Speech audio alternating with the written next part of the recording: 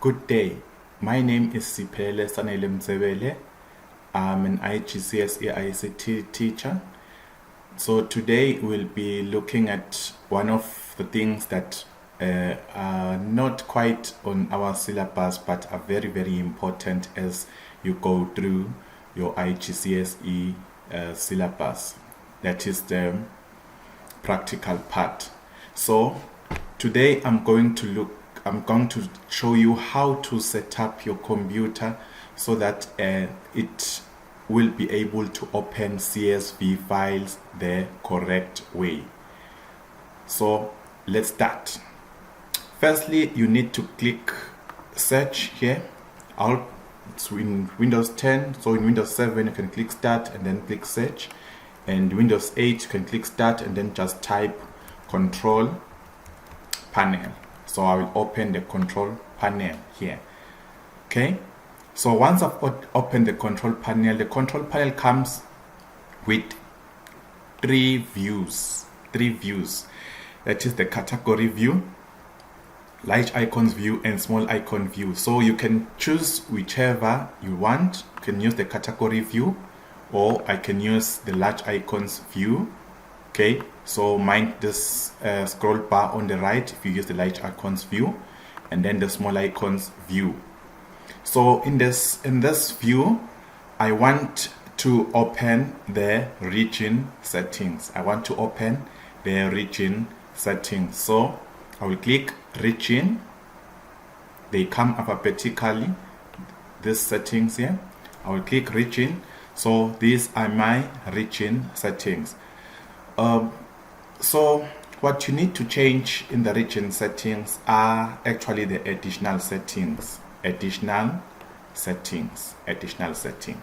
So okay, let's make some of these changes and see how they really affect our CSV files. Okay, let's say here we have a full stop, and then the separator is a full stop. Okay, maybe let's say decimal symbol is a comma, and then the separator is a full stop, and then you click apply and then click OK.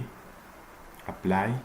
Okay, let's minimize this because we're gonna come back to this one. So now let's look at one of this CSV file. I'm sure some of you have come across this problem. So let's open this CSV file on my desktop here. So now, as you can see, my data here is not as well what I've thought or what I've wanted it to be now, because the student ID should be on one column, should be on the A column, maybe surname on the second column, first name, and so on. So, but my file looks like this. Okay, some use a very easy shortcut. Easy way of doing this is just to select this first column, and then you go and click on data, and then you click column text to columns, then you select delimited here, and you click next, and then you choose a comma here because my values are separated by commas. Remember, this is a CSV file, student.csv, comma separated values. That's what CSV stands for. And I click next, then I click finish. Okay, so now my file looks okay, right? Okay, my file looks okay now. Every column looks okay. So if you can resize them, they all look okay. But okay, this is one other way of doing it, but the best way of doing it to make sure that because these settings will last for your computer until you change them yourself. So before attempting or before opening any CSV file, okay, we'll close this one and won't save it. Before attempting anything on the CSV, you have to go back to the settings of your computer. Okay, let me change the view, maybe to category view, because last time we used the small icons view. So, and then we go to clock and reach in, click clock and reach in, then click reach in here. So takes me back to this window. I click additional settings. So you should always make sure that the decimal symbol is a full stop. The decimal symbol is a full stop. Okay. So the first one here, decimal symbol should be a full stop because we want our decimals to be full stop. Okay.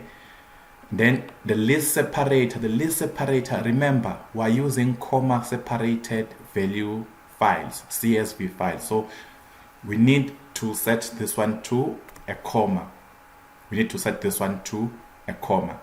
Okay. Then the measurement system, okay, you can leave it to metric. Okay, you can leave everything as is and then click apply. Then you click OK, apply, OK. Okay, now close these settings. Okay, let's go back to our file, student.csv file now. Remember, we didn't save it the last time. So want to see how it will open this time. Okay, now our file opens the right way. So that's how you should set up your computer before working on any CSV file.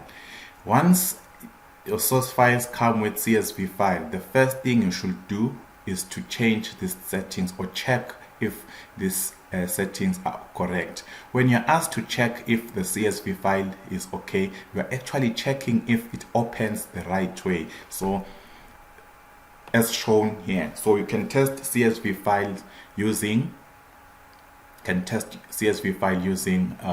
Microsoft Excel.